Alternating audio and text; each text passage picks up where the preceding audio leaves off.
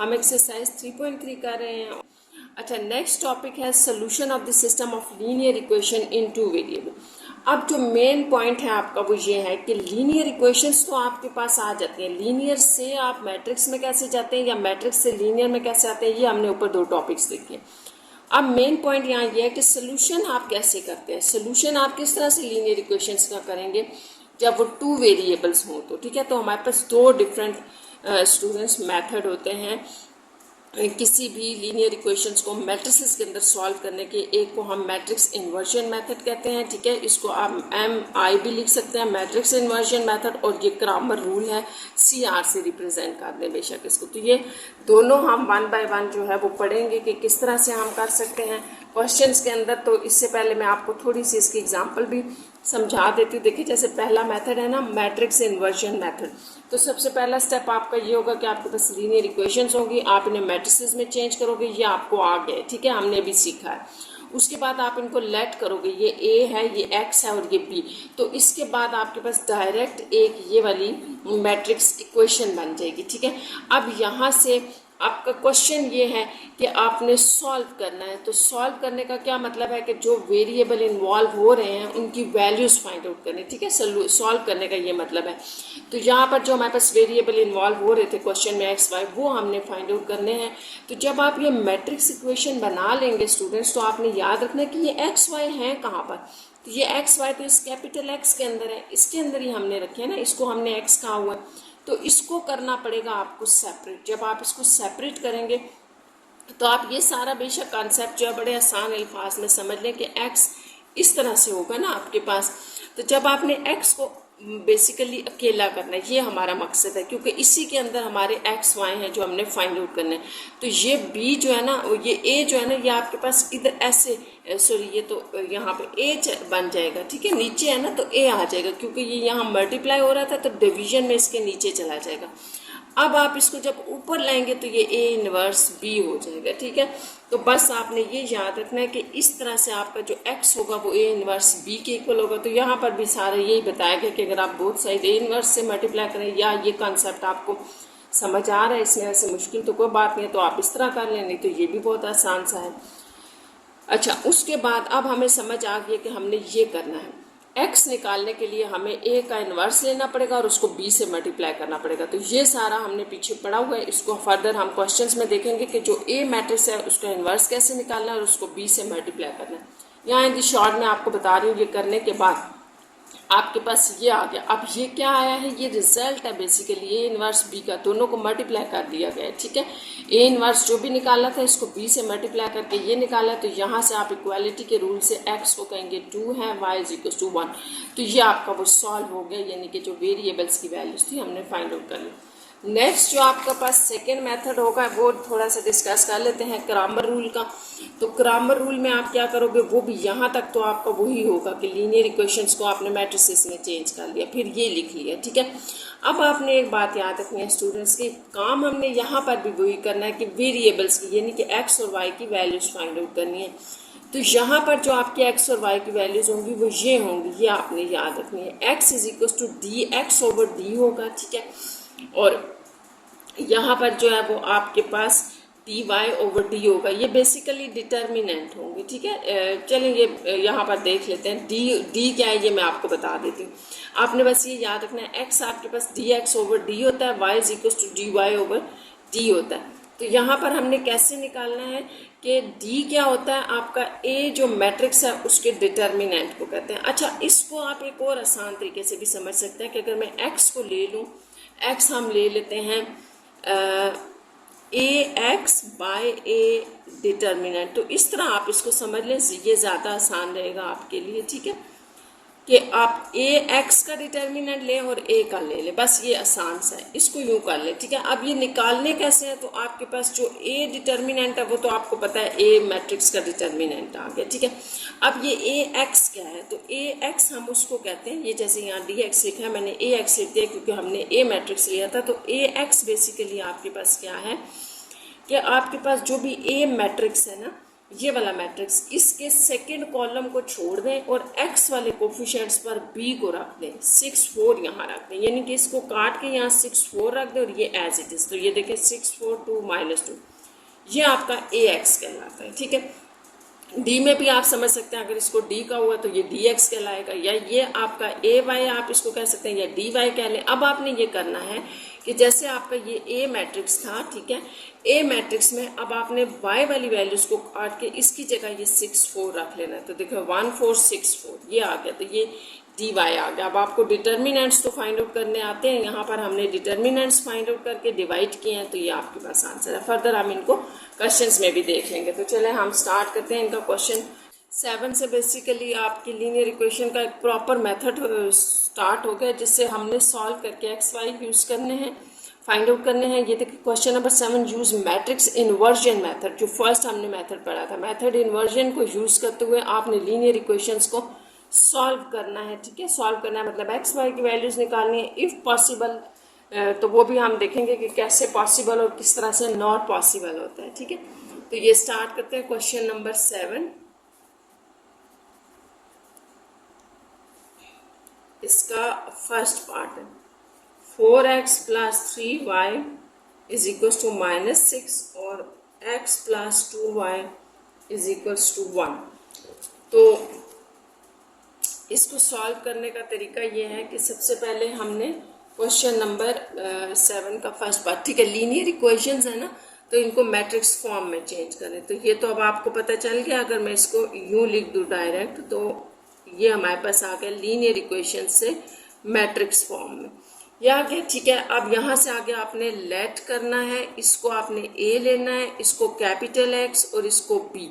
तो देखिए आपके पास क्या बन जाएगा, ax = b। ठीक है, यहाँ आप बेशक जो है ना वो लिख भी दें, where a = 4 1 3 2, x = xy and b = -6 1। तो ये आपके पास बन गया ax = b।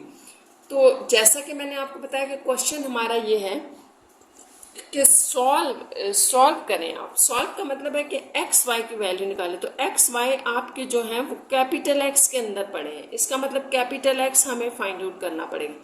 और ये भी आपको पता है कि जब इक्वेशन में कोई चीज़ फाइंड आउट करनी होती है तो उसको हम सेपरेट करते हैं। तो इस एक्स को आपने सेपरेट जब करना है ना, तो ये आपके पास a इनवर्स b बन जाएगा। आप इसको इसके बाद डायरेक्ट ये लिख सकते हैं अगर आपको समझ आ गया तो। वैसे मैं आपको बता देती हूँ कि ये हम कैसे लिखते हैं। ax = b है, रिपीट कर रही हूँ, मैंने आपको पहले भी बताया था। देखें x अगर अकेला आपने करना है तो दोनों तरफ डिवाइडेड बाय a कर दें, ये कैंसिल हो गया, ये b/a हो जाएगा। जब इस a को आप ऊपर लाते हैं तो ये a इनवर्स b होगा, तो ये बन गया। ठीक है, अब हमने बड़ा आसान सा है कि a का इनवर्स निकाल लें और फिर b से मल्टीप्लाई कर दें। तो सबसे पहले तो हम अपना a लिखते हैं, और a इनवर्स का भी आपको फार्मूला आता है। a इनवर्स होता है 1/a डिटर्मिनेंट और एडजॉइंट ऑफ a। तो a डिटर्मिनेंट फाइंड आउट करने के लिए हम सबसे पहले इसका डिटर्मिनेंट निकालेंगे, उसमें हम इनको मल्टीप्लाई करते हैं और माइनस इनको। ठीक है, ये आपके पास आ जाएगा 8 - 3 5। a डिटर्मिनेंट आ गया 5 which is not equals to 0। तो अगर किसी का डिटर्मिनेंट 0 आ जाएगा ना स्टूडेंट्स, तो ये क्वेश्चन यही ख़त्म हो जाएगा। आप कहेंगे कि हम इन लीनियर इक्वेशंस को मैट्रिसेस की फॉर्म से सॉल्व नहीं कर सकते, ये इनका सोल्यूशन पॉसिबल नहीं है, क्योंकि डिटर्मिनेंट 0 हो गया। यहाँ आप 0 डालेंगे, a इनवर्स ही नहीं आएगा। जब a इनवर्स नहीं आएगा तो x भी नहीं आएगा। इसलिए अब ये आपके पास a डिटर्मिनेंट आ गया, इसको आप a इनवर्स में डालें। ठीक है, a इनवर्स आपके पास था 1/a determinant adjoint of a। अच्छा, a एडजॉइंट ऑफ a नहीं हमने निकाला, तो सबसे पहले a का एडजॉइंट चेक कर लेते हैं। 4 1 3 2 है, तो ये एडजॉइंट ऑफ a आपके पास ये होता है कि इन दोनों की जो प्राइमरी डायगोनल के ऊपर है इनकी पोजीशन चेंज कर दे। तो ये 2 4 हो जाएगा और इनका साइन चेंज कर दे, -3 -1। अब आपका a इनवर्स होगा 1/5 क्योंकि a डिटर्मिनेंट था, और साथ में ये एडजॉइंट। तो ये आपका इनवर्स आ गया। ठीक है, अब आपने क्या निकालना था, x is equal to A inverse B. इसको यही रहने दें, अंदर मल्टीप्लाई नहीं करना आपने, इससे ये आसान हो जाएगा करने के लिए। तो अब आप देखें ए इनवर्स हम यहाँ लिखेंगे, ठीक है। इस तरह जो है ना वो 5 अंदर ना मल्टीप्लाई करके ना आपको मल्टीप्लिकेशन आसान हो जाएगी। तो b जो था, b देखें हमने क्या सपोज किया हुआ था, यहाँ पर b था हमारे पास -6 1, तो ये हम लिख रहे हैं और इन दोनों को करेंगे मल्टीप्लाई। 1/5 एज इट इज, इनकी मल्टीप्लिकेशन फर्स्ट रो कॉलम से मल्टीप्लाई हो रहा है, पहला नंबर पहले से और साथ में प्लस दूसरा नंबर दूसरे से मल्टीप्लाई। नीचे वाले कॉलम रो पे आ जाए, ये मल्टीप्लाई होगा 1 इंटू -6, पहला नंबर पहले से मल्टीप्लाई प्लस दूसरा नंबर दूसरे से, तो ये आपके पास आ जाएगा -12 -3 और ये +6 +4, ये आपके पास आ जाएगा -15 और 10, ठीक है। अब आप जब ये 5 भी अंदर अप्लाई करेंगे तो -15/5 10/5, ठीक है। तो यहाँ से आपके पास फाइनली आ जाएगा -3 और 2, तो ये आपके पास इस तरफ x आ रहा था, ये आपके पास आ गया।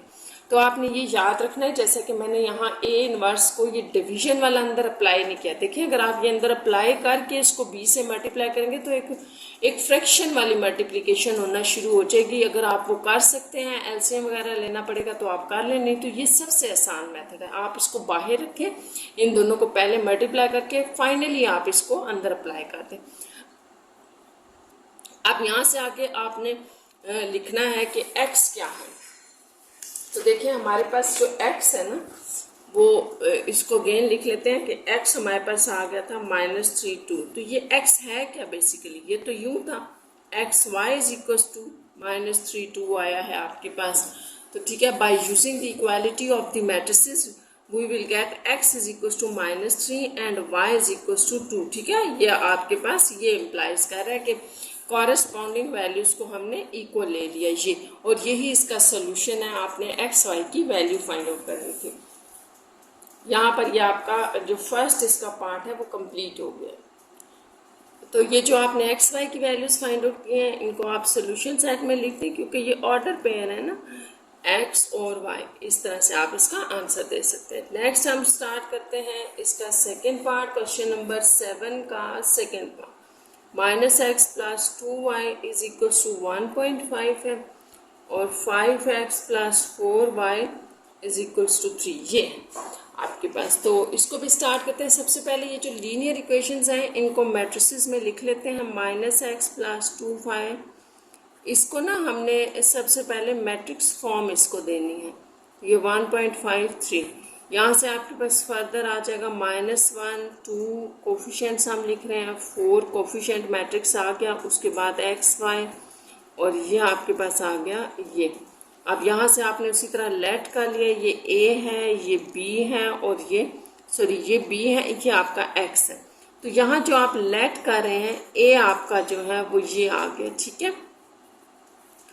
अब आपने करना ये है कि a का इन्वर्स फाइंड आउट करना है। सबसे पहले यहाँ से आपके पास जो मैट्रिक्स इक्वेशन बन रही है ना वो आप लिख लें। मैट्रिक्स इक्वेशन क्या बनती है, ax is equal to b, ये आपने लाजमी लिखनी है, ax is equal to b।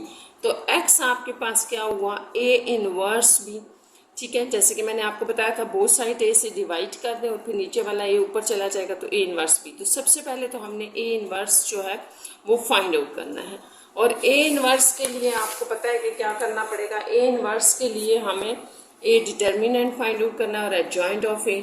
तो इसका फार्मूला लिख लेते हैं, a determinant adjoint of a, ठीक है। तो a डिटर्मिनेंट के लिए a लिखें, a आपके पास था -1 2 5 4, ये आपका a था। तो a डिटर्मिनेंट क्या होगा, दोनों तरफ ये बार्स ले लें, ठीक है। फिर उसी तरह से ये मल्टीप्लिकेशन -1 × 4 -2 × 5, तो ये आपके पास आ जाएगी -4 -10, ये a डिटर्मिनेंट।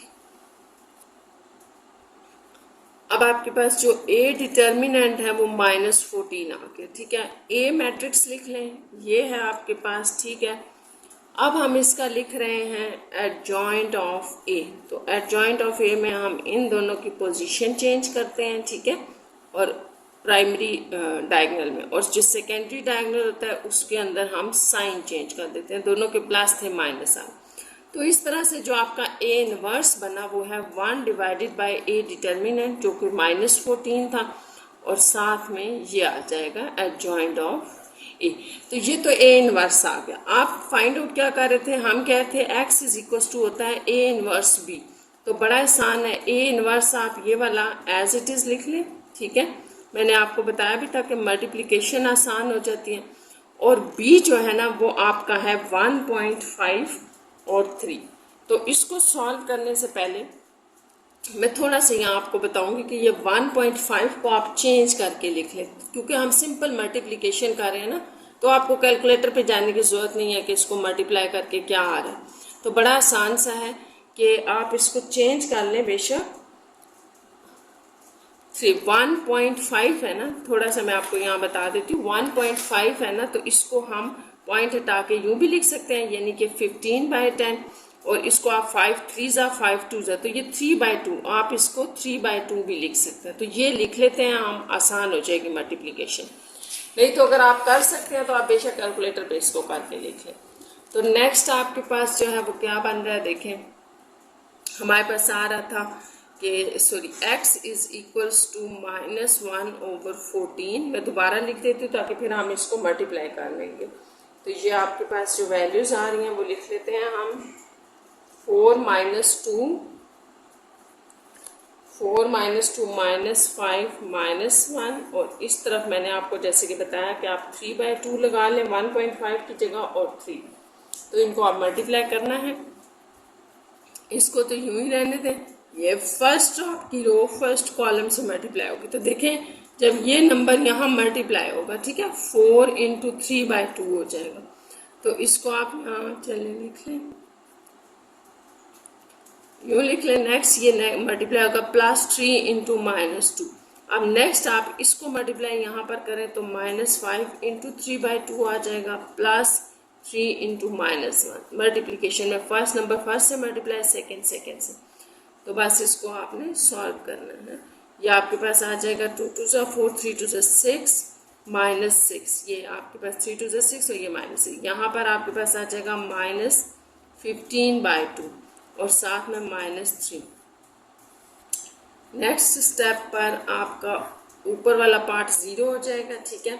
और आपने यहाँ पर क्या लिखना है, ये आपके पास आ जाएगा -15/2 -3 है ना, तो इसको एलसीएम लेना पड़ेगा, 2 से मल्टीप्लाई और डिवाइड करें तो -15/2 -6/2, तो ये 2, और ये आपके पास आ जाएगा 21 -21, तो ये -21/2 हो जाएगा, ठीक है। यहाँ मैंने थोड़ी सी सिंप्लीफिकेशन आपको करके बता दी, जस्ट सिंपल हमने एलसीएम लिया है। अब इसको आप अंदर अगर अप्लाई करते हैं तो वो तो 0 ही रहेगा, जब ये यहाँ पर आपके पास -1/14 प्लस कर देगा, माइनस माइनस प्लस हो जाएगा। तो यहाँ पर ये आपके पास आ जाएगा 7 के टेबल से, 7 2 ज़ा 7 3 ज़ा, तो ये हो जाएगा 0 3/4। तो ये आपका x है। अब आपने x, आपको याद है कि x आपने किसको कहा हुआ था, x तो हमारे पास स्मॉल xy थे, और यहाँ से 0 3/4। तो जब आप यहाँ से इक्वालिटी ऑफ द मैट्रिसेस को यूज़ करेंगे तो x 0 आ जाएगा, y इज इक्वल टू 3/4, और सोल्यूशन सेट में आप इसको ऑर्डर पेयर में लिख लें, तो ये प्लस है 3/4। तो ये आपका इसका आंसर होगा। अब नेक्स्ट हम थर्ड पार्ट की तरफ चलते हैं, इसके क्वेश्चन नंबर 7 का थर्ड पार्ट। थर्ड पार्ट में आपके पास है 2y is equal to 10 - 16x, 24x is equal to 15 - 3y। तो सबसे पहले इनको अरेंज कर लें, इक्वेशंस को सही फॉर्म में लिख लें। जैसे मैंने आपको बताया था यहाँ माइनस है, ये इस तरफ आ जाएगा, तो ये 16x + 2y = 10, ये इक्वेशन। अब ये जो है वो आपके पास 24x y वाला पार्ट इसके नीचे आ जाएगा, 3y इज इक्वल टू 15, ठीक है। तो आपने इक्वेशंस को इस तरह से लिखना है, x x के नीचे, y y के नीचे। अब आपके पास ये जो मैट्रिक्स फॉर्म होगी 16 2 24 3, और ये x y और यहाँ से 10, 15, तो ये आपके पास इसकी मैट्रिक्स फॉर्म बन गई। फिर आपने उसी तरह से इनको लेट करना है, ये आपके पास ए होगा, ये कैपिटल एक्स, ये बी, तो आपके पास जो मैट्रिक्स इक्वेशन बनेगी वो A X is equal to B है। ठीक है, अब नेक्स्ट आपने x फाइंड आउट करना है, तो x को करें सेपरेट, a उस तरफ जाके a इनवर्स होगा क्योंकि डिवाइडेड बाय a आप बोथ साइड पे कर रहे हैं, ये आ गया। अब आपने a इनवर्स फाइंड आउट करना है, तो वो a डिटर्मिनेंट होता है और एडजॉइंट ऑफ a, तो a का सबसे पहले हम लेते हैं डिटर्मिनेंट, ये आ गया। a का डिटर्मिनेंट आपके पास होगा 16 2 24 3, ठीक है, यहाँ से 16 इंटू 3 माइनस 2 इंटू 24, तो ये आपके पास आ जाएगा 48 माइनस ये भी 48, तो ए डिटर्मिनेंट आपके पास आ गया 0। इसका मतलब है कि ये सिंगुलर है, तो सिंगुलर आ गया। जैसे मैंने आपको बताया था अगर 0 आ जाता है तो वो आपके पास फिर सोल्यूशन पॉसिबल नहीं होगा। तो इसमें आपने सिर्फ अब ये बताना है कि ये आपके पास सिंगुलर आ गया है ना, तो ठीक है, तो इसका जो सोल्यूशन है वो पॉसिबल नहीं है, यानी कि हमारे पास जो कोफिशिएंट मैट्रिक्स है उसका डिटर्मिनेंट सिंगुलर आ गया है। तो आप इसको लिखेंगे ऐसे कि as matrix A is a singular, ठीक है, ये सिंगुलर है, so it's A inverse does not exist. देखें, ए इनवर्स ही एग्जिस्ट नहीं कर रहा तो फिर सोल्यूशन ऑफ द इक्वेशन भी पॉसिबल नहीं है। सोल्यूशन सॉरी यहाँ आपने लिखना है solution of equation is not possible। तो ये रीजन थी इसकी कि क्योंकि आपका ए इनवर्स जो है वो एग्जिस्ट नहीं कर रहा। अच्छा, अब नेक्स्ट चलते हैं इसके पार्ट की तरफ जो कि है पार्ट नंबर 4, 7 क्वेश्चन का 4 पार्ट। इसमें 9 minus x is equal to 7y है और साथ में 14y plus 2x is equal to 18। तो आपके पास ये भी दो इक्वेशंस दी गई हैं, इनको मैट्रिक्स फॉर्म में चेंज करेंगे और फिर इन्वर्जन मेथड लगाएंगे। तो इनको आप चेंज करें, मैट्रिक्स के अंदर चेंज करने के लिए सबसे पहले इनको अरेंज करना है जैसे मैंने आपको बताया। तो इसको रीराइट करें, x की वैल्यू जो है वो आपके पास पहले होगी यूं, ये फिर y की वैल्यू आएगी, इसको आप दूसरी तरफ लेके आए तो -7y इज इक्वल्स टू ये प्लस में है ना, तो ये आपके पास उस तरफ जाके 9 रह जाएगा क्योंकि ये कांस्टेंट है ना, तो कांस्टेंट आपने यही देखा था कि इक्वेशंस के दूसरी तरफ होता है। फिर इसको देखें, इसमें x वाली वैल्यू पहले x के नीचे फिर y वाली y के नीचे आएगी और फिर कांस्टेंट, ये तो ठीक लिखा है, ये आ गया। अब आपके पास यहाँ से जो मैट्रिक्स फॉर्म आएगी तो वो लिख लेते हैं हम। हमारे पास आ जाएगी -1 -7, यहाँ से 2 14, फिर साथ में x y is equals to -9 18, ये आ गया।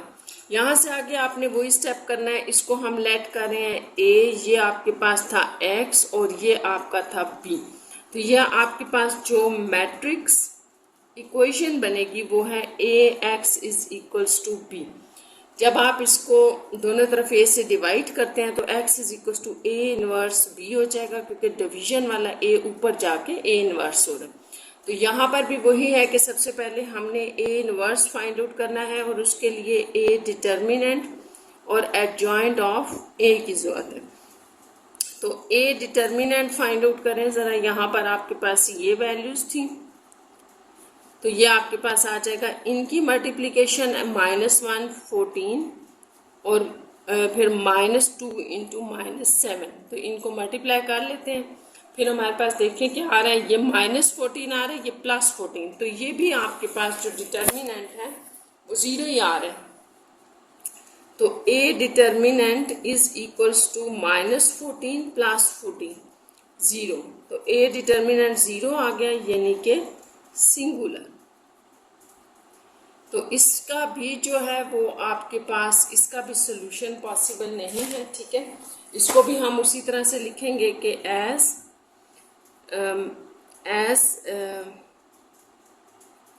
मैट्रिक्स ए इज सिंगुलर, ठीक है,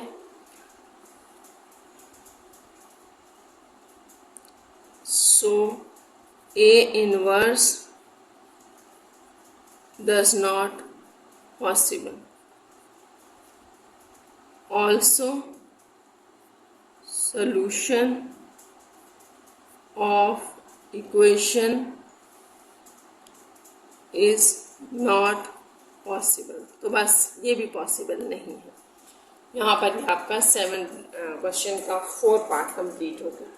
नेक्स्ट आपके पास क्वेश्चन नंबर 7 का ही स्टूडेंट्स बी पार्ट है और ये ग्रामर रूल है। पहले हमने इन्वर्जन मेथड पढ़ा था, ठीक है, जो आप A X is equal to B वाला मैट्रिक्स इक्वेशन वाला कर रहे थे, उसको हम इन्वर्जन मेथड कहते हैं। अब ये ग्रामर रूल है, तो ग्रामर रूल से हमने ये 4 पार्ट सॉल्व करने हैं क्वेश्चन नंबर 7 के। तो बी पार्ट पे आ जाए। फर्स्ट पार्ट से स्टार्ट करते हैं। ग्रामर रूल है तो 2x + 3y = 5, 5x + 10y = 10। ये इन्वर्जन मेथड की निस्बत आपके पास ज़्यादा इजी मेथड है।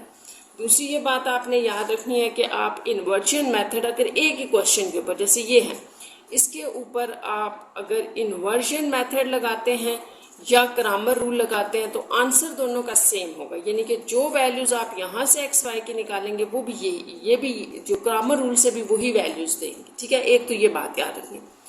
दूसरा ये कि ग्रामर रूल के लिए भी आपने स्टार्ट में उसी तरह से इसको मैट्रिक्स फॉर्म में चेंज करना है। तो मैट्रिक्स फॉर्म में फिर बता रही हूँ कि आपने सबसे पहले इनको equality of the matrices use करते हुए इस तरह से 2 इक्वल मैट्रिक्स के अंदर लिखें। फिर यहाँ से आपने कोफिशिएंट्स को अलग कर देना है, ठीक है, और एक्स वाई को अलग कर देना। फिर जो है वो आपने लेट करना है, क्योंकि अब आपका जो ग्रामर रूल है ना, इसमें सारा काम आपका ये कोफिशिएंट मैट्रिक्स यानी कि ए के ऊपर होगा। तो ये जो कोफिशिएंट मैट्रिक्स है ये फिर आपके पास ऐसे ही आएगा कि लीनियर इक्वेशन से आप इसको मैट्रिक्स फॉर्म में चेंज करेंगे तभी आएगा, ठीक है। तो यहाँ से आपने लेट किया, ये एक्स है और ये आपका बी है। तो लेट कर लें कि ए आपका ये है, ठीक है। तो एग्जाम्पल में जैसे इसको डी कहा गया है तो आपने नाम से कंफ्यूज नहीं होना, आपने बेसिकली काम याद रखना है कि हमने स्टेप्स इसमें क्या करना है। तो ग्रामर रूल जो है वो आपको क्या बताता है कि ए आपका ये आ गया है। अब ग्रामर रूल से हमें ये पता होना चाहिए कि स्मॉल एक्स की हमने वैल्यूज निकालनी है और स्मॉल वाई की। बेसिकली देखिए जो दोनों रूल्स है ना, इन्वर्जन मेथड है या ग्रामर रूल है, दोनों में आप एक ही काम कर रहे हैं, एक्स वाई की वैल्यूज निकाल रहे हैं। यहाँ बस आपने ये याद रखना है कि ग्रामर रूल में जो है वो आपने एक्स किसको कहना है कि ए एक्स का determinant divided by A determinant. ये मैं आपको बताऊंगी कैसे निकालना है। ए वाई का determinant divided by A determinant. दूसरे अल्फाज में आप यूँ याद रखें कि यही इनका फार्मूला है। अब ए एक्स क्या होता है, ए तो आपको नजर आ रहा है, ये ए है, सिंपली इसका डिटर्मिनेंट ले ले। ए एक्स और ए वाई क्या होगा, तो वो हम दोनों 1 बाय 1 निकालेंगे और साथ में इनका डिटर्मिनेंट भी हम फाइंड आउट करेंगे। तो चले नेक्स्ट स्टार्ट करते हैं। ए के डिटर्मिनेंट से काम स्टार्ट करते हैं। तो ए का जो डिटर्मिनेंट है वो है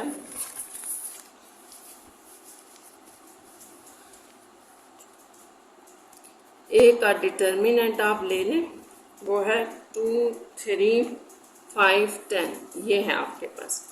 तो डिटर्मिनेंट इसका क्या बनेगा कि प्राइमरी डायगोनल को आपस में मल्टीप्लाई करें माइनस सेकेंडरी को, यह आ गया। अब यहाँ पर भी ये आ जाएगा 20 और ये 15, 5 आपके पास आ गए, यानी कि ए डिटर्मिनेंट आपने 5 फाइंड आउट करना। नेक्स्ट स्टेप है हमारा ए एक्स का। जब ए एक्स हमें मिल जाएगा तो हम उसका डिटर्मिनेंट भी ले लेंगे। बड़ा आसान है ए एक्स को लिखना। आप देखिए ए एक्स आपने कैसे लिखना है, आप ए पे आ जाए। ए आपका ये मैट्रिक्स था ना, ए मैट्रिक्स आपका ये है। चले मैं यहाँ पे दोबारा पहले लिख देती हूँ, ए मैट्रिक्स आपका ये है, ठीक है। अब आप ए एक्स पे आ जाए, साथ में आप बी मैट्रिक्स भी लिखें जिसको हमने यूज करना है। तो बी हमारे पास ये था, हमने पीछे लेट किया हुआ है ये। अब आपने ये करना है कि ए एक्स आप कैसे निकालेंगे। आपको पता है कि ये सारे एक्स के कोफिशिएंट हैं, ये वाई के, ये जो है ना कॉलम वाइज एक्स के कोफिशिएंट हैं, ये कॉलम वाइज वाई के। तो ए एक्स आपके पास ऐसे बनेगा कि ए मैट्रिक्स के ही अंदर ये वाई वाला पार्ट आप ऐसे ही लिख दें और एक्स वाले की जगह ये वाले नंबर्स डाल दें, ये कॉलम उठा के यहाँ रिप्लेस कर दें। तो ये ए एक्स हो गया। अब ए एक्स का डिटर्मिनेंट क्या होगा, तो आप इसका डिटर्मिनेंट फाइंड आउट कर लें। ठीक है, ये आ जाएगा 5 × 10 - 3 × 10, तो ये 50 - 30 विच गिव्स 20। तो ये आपका ए एक्स का डिटर्मिनेंट आ गया। बिल्कुल सेम पैटर्न पे आपने ए वाई फाइंड आउट करना है, और ए वाई के लिए आप क्या करेंगे कि इस y वाली पोजीशन पे इस b को लगा देंगे, यानी कि ये एज इट इज रहेगा। देखिए 2 5 और 5 10, यहाँ हमने b लगा दिया। यहाँ आप b लगाएंगे तो ये ए वाई बन जाएगा। यहाँ पर अगर आप a लगा रहे हैं, ये सॉरी b इस तरफ लगा रहे हैं, तो ये आपके पास ए एक्स बन जाएगा।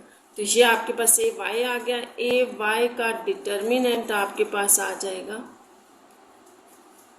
ये मल्टीप्लाई करें आपस में 2 × 10 - 5 × 5, तो 20 - 25 गिव्स -5। तो ए वाई डिटर्मिनेंट। तो अब बड़ा आसान है कि क्रैमर रूल लगा के हमने एक्स और वाई की वैल्यूज फाइंड आउट करनी है। तो आपको याद है कि क्रैमर रूल से हमने पढ़ा था, लिखा था पीछे, कि जो आपका x होगा वो A X determinant by A determinant होगा। तो ए एक्स का जो डिटर्मिनेंट है वो हमने 20 निकाला है, जबकि ए का डिटर्मिनेंट 5 है। तो ये आपके पास 4, यानी कि x आपके पास 4 आ गया। ठीक है, नेक्स्ट हमारा y है, वो है ए वाई का डिटर्मिनेंट ओवर ए डिटर्मिनेंट, और ये आपने निकाला है -5 डिवाइडेड बाय 5 गिव्स -1। तो इस तरह y जो है वो हमारा -1 आ गया। तो ये था स्टूडेंट सारा आपका जो क्रैमर रूल से आपने वैल्यूज फाइंड आउट की हैं। तो इसको हम लिख लेते हैं ऑर्डर पेयर में और सोल्यूशन सेट में डाल देते हैं। तो ये आपका इसका आंसर होगा। अब इसी तरह हम सेकेंड पार्ट पे चलते हैं और उसको हमने करना है क्रैमर रूल के साथ।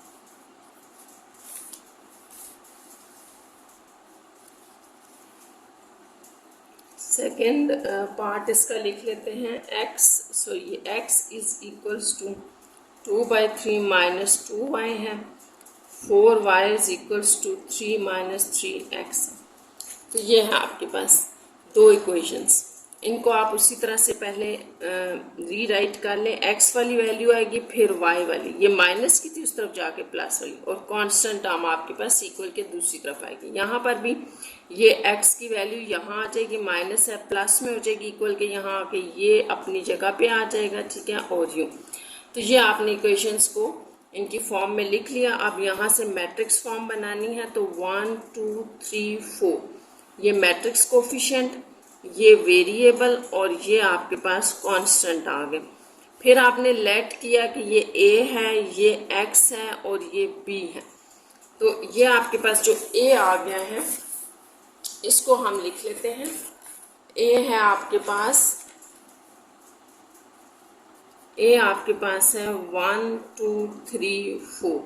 तो इसी से आपने a डिटर्मिनेंट और a x A y find out करना है। तो ए डिटर्मिनेंट आपके पास क्या बन जाएगा, देखें 1 3, पहले आप इसको ना ऐसे बार में लिख लिया करें, फिर 1 और 4 मल्टीप्लाई हो जाएंगे, यानी कि प्राइमरी डायगोनल, और फिर ये आपके पास माइनस सेकेंडरी डायगोनल। तो 4 - 6 गिव्स -2। तो ये ए डिटर्मिनेंट जो है वो आपके पास -2 आ गया। नेक्स्ट आपने ए एक्स लिखना है, तो उसका भी मैंने आपको तरीका बताया था कि अगर ये आपका a है और b अब आपका यहाँ पर क्या है, तो b था 2/3 और 3। ठीक है, तो इसको अगर आप फर्स्ट कॉलम में लगा देते हैं, तो ये आपके पास बन जाता है ax, और second column as it is. अब ax का डिटर्मिनेंट ले लें। ठीक है, और यहाँ से आपके पास आ जाएगी इनकी मल्टीप्लिकेशन माइनस इनकी। तो ये क्या सॉल्व होकर आ जाएगा, 4 × 8/3 - 6 तो यहाँ आप दोनों तरफ 3 से मल्टीप्लाई डिवाइड कर दें और ऊपर नीचे, ठीक है, डिनोमिनेटर में नोमिनेटर में, क्योंकि आपने यहाँ पे एलसीएम लेना है। 3 आ गया, 8 माइनस 18, तो ये आ जाएगा -10/3। तो ये ए एक्स का डिटर्मिनेंट है। अब आपका ए मैट्रिक्स जो था ना वो 1 3 2 4 था, और बी आप फिर लिख लें 2/3 और 3 था। तो ए वाई क्या होगा कि अगर आप इस मैट्रिक्स को सेकंड कॉलम में लगा देते हैं तो वो ए वाई होगा ऐसे।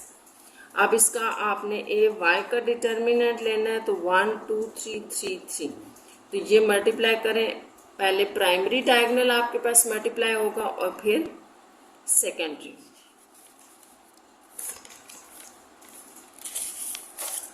अच्छा, अब आपके पास ये जो मल्टीप्लिकेशन में आ जाएगा, तो ये मैं लिख देती हूँ, जैसे ए वाई था ना, ए वाई का डिटर्मिनेंट, तो इसको चलें दोबारा वैल्यूज लिख देते हैं। ये आपके पास थी वैल्यूज 1 3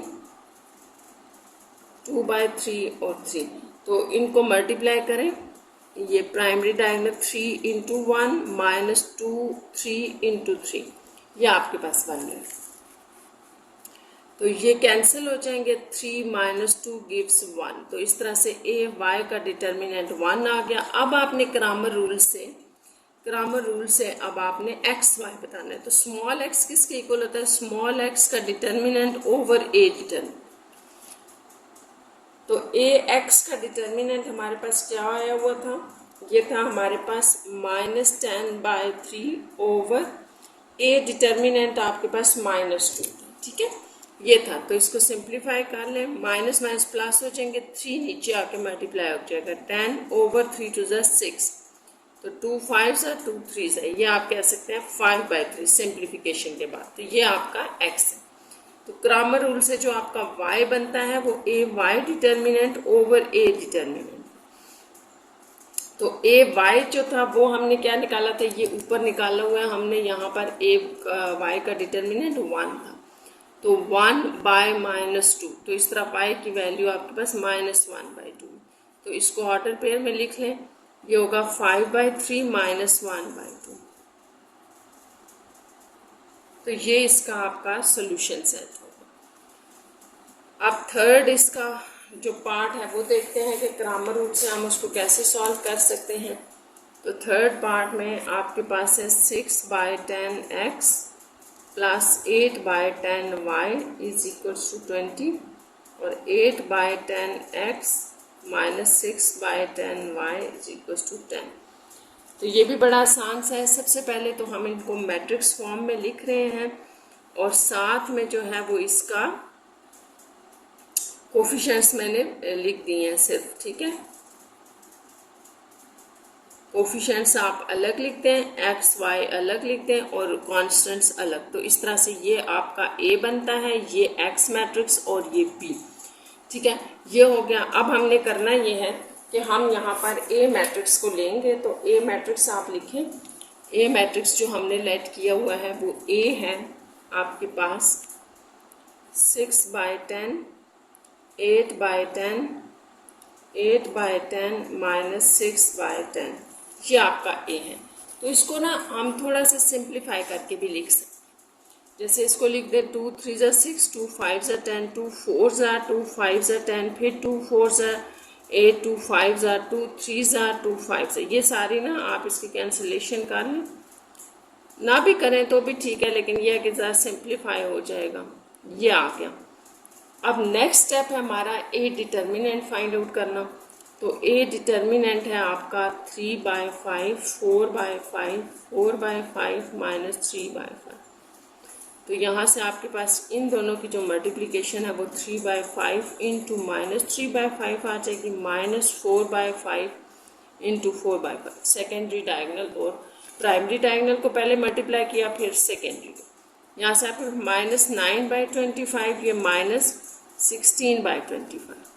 तो ये 25 एलसीएम -9 - 16 गिव्स -25/25। तो ये आपके पास -1 आ रहा है, ठीक है। तो इस तरह जो ए डिटर्मिनेंट है आपका वो -1 आ गया। नेक्स्ट आप ए को अगेन लिख लें, 3/5 4/5 4/5 माइनस 3/5। साथ में आप बी भी डाल दें। बी आपका क्या था 20 और 10। देखिए अब आपने बी जब डालते हैं ना, यहाँ पर बी फर्स्ट कॉलम में एक्स वाली जगह डालते हैं तो वो ए एक्स बन जाता है। 20 10 देन 4/5 माइनस 3/5। अब हमारा नेक्स्ट काम है ए एक्स का डिटर्मिनेंट, तो आप इसका डिटर्मिनेंट फाइंड आउट कर लें। उसी तरह से ये आपस में मल्टीप्लाई होंगे। 20 इंटू माइनस 3/5 और माइनस 10 इंटू 4/5। तो यहाँ से आप इसको 5 4 से 20 कर लें, 5 2 से, तो ये आपके पास जो है वो क्या बच जाएगा। इसको मल्टीप्लाई कर लेते हैं इस तरह, ये हमारे पास ए एक्स का जो है ना वो डिटर्मिनेंट आ जाएगा। तो ए एक्स का डिटर्मिनेंट है आपके पास -12 -8, ये -20 हो जाएगा। ये आपके पास ए एक्स का डिटर्मिनेंट आ गया। फिर ए लिख लेते हैं हम। ए मैट्रिक्स था हमारे पास 3/5 4/5 4/5 माइनस 3/5। साथ में आपका बी था 20 और 10। तो अब अगर हम ए वाई लिखने जा रहे हैं ना, तो ए वाई के लिए आपने इसको सेकंड कॉलम में डालना है। ए वाई बन जाएगा एक ए वाई, एक नया मैट्रिक्स आपके पास आ जाएगा जब आप इसमें बी डाल देंगे। यहाँ पर ये आ गया एक नया मैट्रिक्स, ठीक है। अब आपने ए वाई का डिटर्मिनेंट फाइंड आउट करना है। यहाँ पर आप इन दोनों को मल्टीप्लाई कर दें। 3/5 इंटू 10 माइनस 20 इंटू 4/5। तो ये सॉल्व होके आपको देगा 6 माइनस 16। तो ये आपके पास -10 ए वाई का डिटर्मिनेंट आ गया। तो अब हमने क्रैमर रूल से क्या फाइंड आउट करना है, स्मॉल एक्स। स्मॉल एक्स होता है ए एक्स का डिटर्मिनेंट ओवर ए डिटर्मिनेंट। तो वैल्यूज डाल दें। ए एक्स हमने जो निकाला हुआ था वो था हमारे पास, हमने भी ऊपर ही यहाँ फाइंड आउट किया। ये देखें ए एक्स हमारे पास था -20, तो इसको लिखें -20 ओवर ए डिटर्मिनेंट आपका -1, ठीक है। तो इस तरह से ये आपके पास 20 रह जाएगा, x इज इक्वल टू 20। और साथ में स्मॉल y भी लिख लेते हैं। वो ए वाई का डिटर्मिनेंट ओवर ए डिटर्मिनेंट था, तो ए वाई का डिटर्मिनेंट -10 है और ए का डिटर्मिनेंट -1, तो ये 10 आ गया। इस तरह y इक्वल टू 10। तो जो सोल्यूशन सेट आपका बन गया उसको ऑर्डर पेयर में लिखते हैं। पहले वैल्यू x की होगी फिर y की, तो ये इसका आंसर होगा। नेक्स्ट आपके पास है इसका क्वेश्चन नंबर 7 का, जो कि हम क्रैमर रूल से कर रहे हैं, इसका लास्ट पार्ट, और वो है 16x -10 + 2y = 0, 15 - 3y - 24x = 0। तो आपने ये याद रखना है कि लीनियर इक्वेशंस को मैट्रिक्स में करने के लिए पहले उनकी फॉर्म हमने करेक्ट करनी है। और वो फॉर्म क्या होगी, पहले सबसे पहले आप x का कोफिशिएंट लिखते हैं, फिर y का लिखते हैं, और इक्वल के दूसरी तरफ आपने कांस्टेंट रखना होता है। तो ये कांस्टेंट है, ये इस तरफ पड़ा है। जब ये इक्वल के दूसरी तरफ जाएगा तो माइनस जो है वो प्लस में चेंज हो जाएगा। इसी तरह ये इक्वेशन हमने लिखी, इसको भी आप लिख लें। ये -24x x के नीचे, y के नीचे, और इज इक्वल्स टू +15 है, उस तरफ जाके -15 हो जाएगा। तो ये आपके पास जो है वो लीनियर इक्वेशंस बन गए।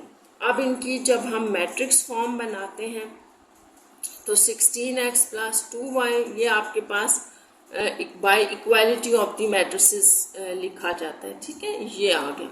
अब यहाँ से आपके पास जब कोफिशिएंट्स आप अलग अलग करेंगे तो ये यूँ आ जाएगा, ये आ गए। यहाँ वेरिएबल्स आ गए और ये आ गए, ठीक है। इसके बाद हमने लेट करना होता है कि अगर ये हमारा a है, ये x है और ये b है, तो आपने सिर्फ लेट क्या करना है, a पिक करना,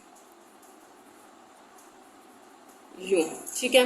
नेक्स्ट स्टेप हमारा होता है a का डिटर्मिनेंट। तो a का डिटर्मिनेंट फाइंड आउट कर लेते हैं। तो ये आपके पास इन दोनों की मल्टीप्लिकेशन होगी, यानी कि प्राइमरी डायगोनल की माइनस सेकेंडरी डायगोनल,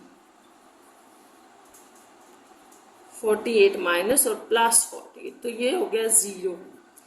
अब ये आपने बात समझनी है कि ये ज़ीरो हो गया ए डिटर्मिनेंट। जब ए डिटर्मिनेंट ज़ीरो हो गया तो देखिए आपके पास एक्स क्या होता है, ए एक्स ओवर ए डिटर्मिनेंट। और इसी तरह वाई भी यूं ही होता है, डिवीजन में होता है। अगर आप डिवीजन में ज़ीरो लगा दोगे तो ये तो अनडिफाइन हो गया। हम इसका मतलब है कि सोल्यूशन पॉसिबल नहीं है, एक्स वाई की वैल्यूज हम फाइंड आउट नहीं कर सकते। जैसा कि हमारे पास मैट्रिक्स ए जो है वो सिंगुलर हो गया, तो आप इसको बिल्कुल सिंपल से वर्ड्स में लिखते हैं S A is a singular matrix, so solution, या आप लिखते हैं values of x and y is not possible. ठीक है, वैल्यूज ऑफ x और y तो निकाल ही नहीं सकते ना आप यहाँ से, क्योंकि आपके पास जो ए डिटर्मिनेंट है वो ज़ीरो आ गया। तो जब वो डिवीजन में ज़ीरो आ जाएगा तो वो अनडिफाइन हो जाएगा। तो इसके साथ ही ये आपका जो एक्सरसाइज थी 3.3 ये कंप्लीट हो गई।